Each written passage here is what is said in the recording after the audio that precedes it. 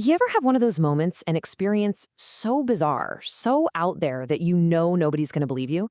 Well, today we're going to jump into Jack Finney's classic story, The Third Level. It's this amazing tale about a totally normal guy who says he found a portal to the past in, of all places, a train station. Seriously, think about it. If you could just bail on today and land somewhere in the past, where would you end up? The 1950s? The Roaring Twenties? This is really the beating heart of the whole story. It's all about that urge we sometimes get to just escape, to leave all the stress of right now for what we imagine was a much calmer, simpler time. All right, let's get into it. So our main guy is this fellow named Charlie. He's 31, a New Yorker, just your average Joe in a suit. But he makes this claim about Grand Central Station that is, well, it's completely unbelievable.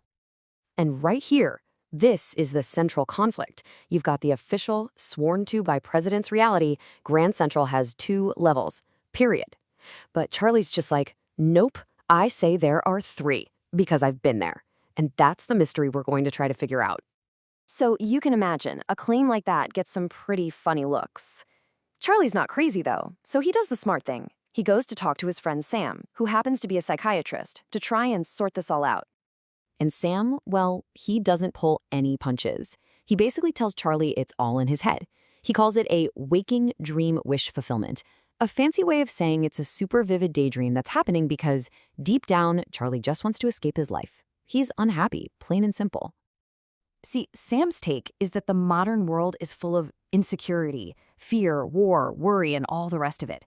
He thinks this third level isn't a real place you can walk into, but more like a mental escape hatch, a little hideout Charlie's mind built for him to get away from all the pressure of his time.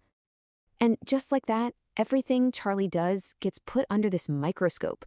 Even his hobby, collecting stamps, something his grandfather got him into, gets written off by his friend as just another way to run away from reality. But here's the thing. For Charlie, it felt real. Too real to just be a daydream. So let's look at what he actually saw. He remembers every single detail of how he found this impossible place. He's heading home late one night and gets turned around in the maze that is Grand Central, which, as he says, is pretty easy to do. He ducks into this random arched doorway, follows a weird corridor that slopes down, and bam, he comes out somewhere completely new. The first thing he notices is just the vibe. The whole atmosphere is off. The room is smaller than the other levels, the ticket booths are made of old wood, and the lights, they aren't electric. They're these flickering, open-flame gas lights. The whole place just feels old. And then he starts seeing all these little details. Men with giant handlebar mustaches, women in old-timey dresses. A guy pulls out a gold pocket watch. But the absolute kicker, the thing that proves it to him, is a newspaper a boy is selling. It's called The World, and the date on it is June 11th, 1894. He hadn't just found a new place, he'd found a different time. The second it clicks, he has one goal: get 2 tickets, one for him and one for his wife Louisa.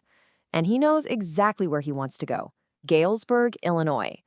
In his mind, it's this wonderful, peaceful town where the big wars haven't happened yet, a truly safe place. But it's never that easy. His trip to the past hits a pretty major roadblock.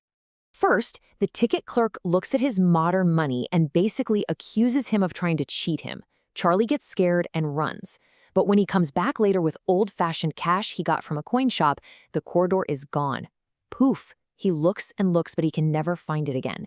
And for a while, it really seems like his psychiatrist was right. Maybe it was all just a dream. So Charlie and his wife, they give up looking. Life goes back to normal. But then, something happens.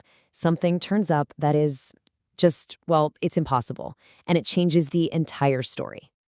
Out of the blue, his friend, Sam Weiner, the psychiatrist who said it was all a delusion, he just vanishes. Nobody knows where he went. Okay, so one night, Charlie's fiddling with his stamp collection, and he finds something that shouldn't be there. Now, to get this, you gotta know what a first-day cover is. It's basically an envelope that collectors mail to themselves on the very first day a new stamp is released. The postmark proves the date, and you're never, ever supposed to open them. Charlie finds one of these in his grandpa's old collection that he's never seen before.